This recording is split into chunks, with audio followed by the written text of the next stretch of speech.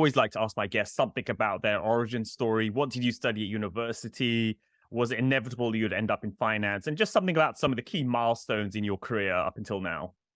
Yeah, for sure. I mean, my career, my academic career was actually very different from finance. I was a botanist by academic training.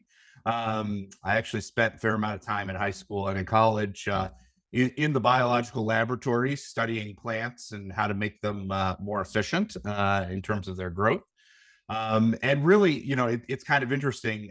I think what I've found is that people who come from non-traditional backgrounds often find success in finance because they're bringing a unique perspective. If you've been trained just like the countless others in the same books and the same frameworks and the same ways of thinking, I think you often fall into the ruts and the assumptions that many others fall into. And so, in a lot of ways, I think I think coming from a unique perspective in one form or another really is a way to create differentiated insight, which is ultimately, if you're trading markets, you have to have differentiated insight, right? You can't just go with the consensus.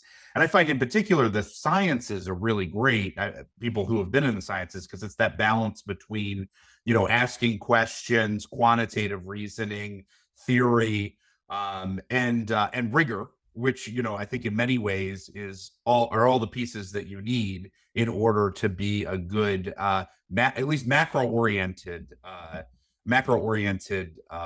investor when over time.